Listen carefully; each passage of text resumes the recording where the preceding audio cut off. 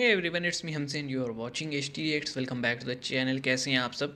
तो G20 की presidency India के पास है और बहुत कुछ आने वाले दिनों में एक्सपेक्ट किया जा रहा है। तो उसी से रिलेटेड एक वीडियो है जी, अभी एंड न्यू के चैनल से, जिसका टाइटल है कि why G20 is very important for India.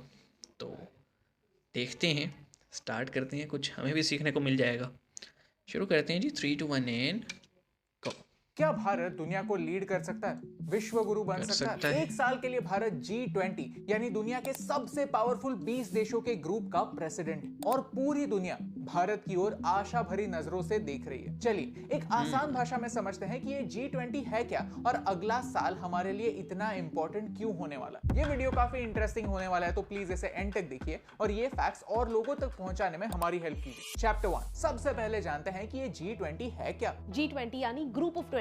G20 दुनिया के 20 ऐसे देशों का ग्रुप है जो दुनिया के 60% पॉपुलेशन को रिप्रेजेंट करता है। ये 20 देश दुनिया का 75% ट्रेड करते हैं और दुनिया का 85% जीडीपी इन्हीं देशों के पास है। राइट नाउ G20 में ये सारे देश हैं। आप वीडियो पॉज करके देशों के नाम पढ़ सकते हैं। दिसंबर 2022 से लेकर एक साल के लिए भारत G20 का प्रेसिडेंट होने वाला है। ये प्रेसिडेंसी मेंबर्स के बीच हर साल रोटेट होती है। G20 का एजेंडा चलाने की जिम्मेदारी 3 देशों की होती है। पास्ट प्रेसिडेंट जो था इंडोनेशिया, करंट प्रेसिडेंट जो है भारत और फ्यूचर प्रेसिडेंट जो होने वाला है ब्राजील। समझते हैं कि दुनिया को G20 की जरूरत क्यों महसूस हुई। पीछे पोर्ट्रेट लगा हुआ है गोकू देशों का। का एक और ग्रुप हुआ करता था जिसे G7 कहते थे। इनमें मेजरली डेवलप्ड देशों का नाम है। लेकिन हुआ ये कि वेस्टर्न देश सिर्फ अपने इंटरेस्ट के बारे में जानते हैं, सिर्फ अपनी इकोनॉमी को समझते हैं और एक ग्लोबलाइज दुनिया में दुनिया की एक कोने में होने वाली चीज दुनिया के दूसरे कोने में भी इफेक्ट करती है। एग्जाम्पल के तौर पर 2008 का फाइनेंशियल क्राइसिस लेते हैं, जो हुआ तो अमेरिका में था लेकिन रिसेशन पूरी दुनिया में आया। सिमिलरली 1997 में साउथ ईस्ट एशिया में एक फाइनेंशियल क्राइसिस आया था, जिसकी शुरुआत थाईलैंड में हुई और फिर वो पूरे एशिया में फैल गया। तो 1999 में G7 की तरह G20 भी एस्टेब्लिश हुआ, क्योंकि इन G7 के देशों ने जाना कि और देशों का कोऑपरेशन भी जरूरी है। लेकिन वर्ल्ड लीडर्स ने 2008 के फाइनेंशियल क्राइसिस के बाद ही इसे सीरियसली लेना स्टार्ट किया। उसके बाद ये सारे लीडर्स सीरियसली मिलने लगे और प्रोडक्टिव डिस्कशंस करने लगे। Chapter 2,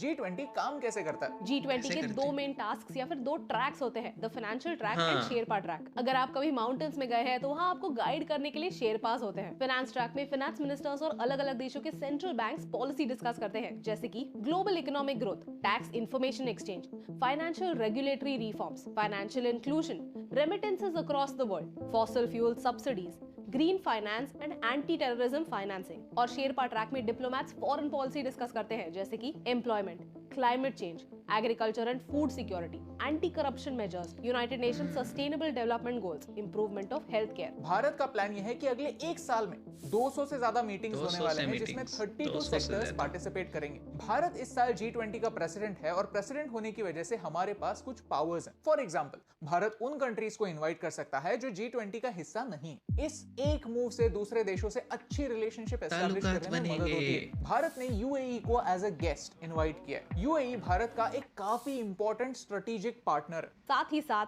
Bangladesh, Egypt, Mauritius, Netherlands, Nigeria, Oman, Singapore, Spain जैसे देशों को भी भारत ने G20 का हिस्सा बनने का इनविटेशन भेजा है। हमारे फॉरेन अफेयर्स मिनिस्टर आज के हमारे फेवरेट मिनिस्टर्स में से एक है। उन्होंने काफी इंपॉर्टेंट स्टेटमेंट किया है कि भारत दुनिया के ग्लोबल साउथ का लीडर बनकर उभर रहा है। ग्लोबल नॉर्थ में कई वेस्टर्न डेवलप्ड देश आते हैं और ग्लोबल साउथ में वो सारे देश हैं जो अभी डेवलप हो रहे हैं। भारत के प्रधानमंत्री ने बाली के G20 समिट में कहा था कि मल्टीलैटरल इंस्टीट्यूशंस फेल हो गए हैं। UN, WHO, WTO ये सारे डेवलप्ड नेशंस ग्लोबल नॉर्थ के ही इशारों पे चलते हैं। भारत आज एक ऐसी सिचुएशन में है कि हम रशिया से बात कर सकते हैं, हम सऊदी अरेबिया से बात कर सकते हैं और हम US से भी बात कर सकते हैं। Our diplomacy has seen a revival in the past year और हमें इसका एडवांटेज लेना ही होगा। अगला एक साल भारत के लिए काफी अच्छी अपॉर्चुनिटी है अपनी लीडरशिप एस्टैब्लिश करने के लिए, सही मुद्दे उठाने के लिए। Chapter 3, Why 2023 is so important for India। बहुत सारे लोग कहते हैं कि G20 की प्रेसिडेंसी तो रोटेशन से मिलती है, तो कभी ना कभी भारत के पास आने ही वाली थी। इसमें बड़ी बात क्या है? भारत ने ये प्रेसिडेंसी पाकर कुछ नहीं उखाड़ा है, and partially they are correct. Presidency मिलना कोई बड़ी बात नहीं है, लेकिन हाँ, उस प्रेसिडेंसी को हम कैसे यूज करते हैं वो काफी इंपॉर्टेंट है। Let me explain. आज फीफा वर्ल्ड कप कतार में हो रहा है। ये आज तक का सबसे एक्सपेंसिव वर्ल्ड कप होने वाला है। ये वर्ल्ड कप होस्ट करने के लिए कतार ने एज ए कंट्री जो इंफ्रास्ट्रक्चर बनाया है उससे उन्हें कोई प्रॉफिट नहीं होगा बल्कि लॉस ही होगा। तो क्या कतार के लोग पागल है वर्ल्ड कप होस्ट करने के लिए? बिल्कुल नहीं, क्योंकि वर्ल्ड कप कतार में होना कतार के लिए इंपॉर्टेंट है। इस समय दुनिया की सारी नजरें इस छोटे से देश पर हैं। ये कतार को एक एक्सीलेंट मौका देता है अपनी प्रोग्रेस दुनिया के सामने लाने का, अपने कल्चर से लोगों को रूबरू करवाने का। भारत की G20 प्रेसिडेंसी भी कुछ ऐसे ही है। It is a chance for us to show the world who we are. Bharat fail कैसे होता है ये दुनिया बहुत अच्छी तरीके से दिखाती है। 2021 में दुनिया ने सिर्फ भारत की जलती हुई चिताएं देखी। जब एक देश के बारे में सिर्फ नेगेटिव चीजें ही दिखती है तब ऐसा इंप्रेशन बनता है कि उस देश में कुछ अच्छा हो ही नहीं सकता। लेकिन सच तो ये है कि हम ग्रीन एनर्जी में काफी एडवांसेस कर रहे हैं। हमारा फिनटेक दुनिया में सबसे एडवांस्ड है, लेकिन हम हमारे एडवांसेस दुनिया को दिखाते ही नहीं, फोकस करते हैं सिर्फ हमारी कमियों पे। और G20 के माध्यम से हम पूरी दुनिया को दिखा सकते हैं कि हम सिर्फ एक बड़ा मार्केट नहीं, हम एक कॉम्पिटिटिव फोर्स है जो दुनिया को हिलाकर रख सकते हैं।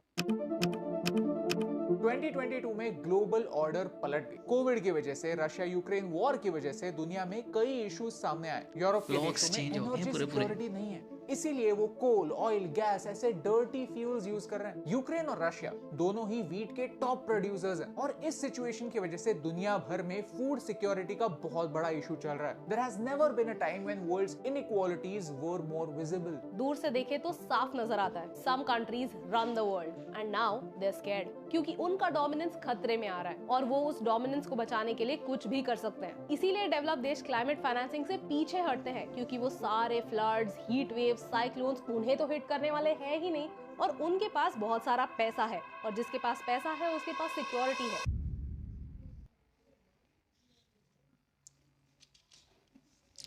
जिसके पास पैसे है उसके पास पावर है, ये तो बात ठीक है।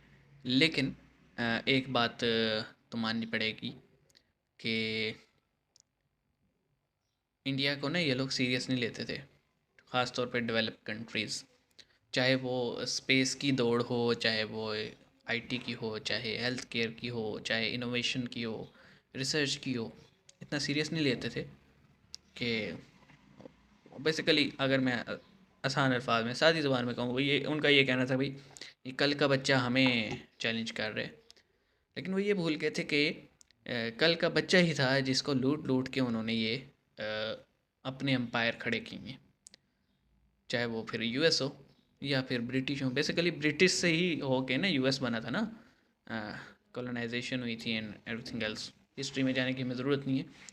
तो अब एक ऐसा मुल्क जिसने स्क्रैच से दोबारा शुरू किया और अपने साथ बनने वाले कई मुल्कों को पीछे छोड़ते हुए, इंक्लूडिंग पाकिस्तान, हमारा तो अब कोई दूर दूर तक नाम ही नहीं है, और पीछे छोड़ते हुए अपना एक नाम बनाया। और इस वक्त जो इनके रिलेशंस हैं तमाम कंट्रीज़ के साथ, मिसाली जिसे हम कहते हैं, वो हैं। और अब वो टाइम है, जैसे कतर को एक अपॉर्चुनिटी मिली ना, और जैसे इन्होंने भी जिक्र किया, तो उन्होंने अपना कल्चर दिखाया, सिटीज़ दिखाया, हर वो चीज़ दिखाई जो वो दिखा सकते थे। तो यही काम अब इंडिया में होने वाला है कि ये इनका कल्चर तो वैसे बॉलीवुड की फिल्म्स के थ्रू बहुत कुछ, या साउथ की फिल्म की इंडस्ट्री के थ्रू देखा गया, लेकिन कुछ ऐसी चीज़ें जो अभी तक छुपी हुई हैं वो सामने आएंगी अब, और फिर दुनिया देखेगी कि क्या पोटेंशियल है, और अंदर ही अंदर रहते हुए ये अपने आप में ही एक सुपर पावर बन चुके हैं। तो और क्या ही बोलें, अभी और नियो ने तो सब कुछ ही एक्सप्लेन कर दिया, हमारे बोलने लायक कुछ बचा नहीं है। इसलिए हम बड़ा सोच रहे हैं कि कौन सा पॉइंट है जो रह गया है, कौन सा पॉइंट है जो रह गया है। चलो कोई बात नहीं, मिलते हैं नेक्स्ट वीडियो में। अपना ख्याल रखिएगा। कुछ आप ऐड करना चाहें तो कमेंट सेक्शन में कीजिएगा। सी यू गाइस।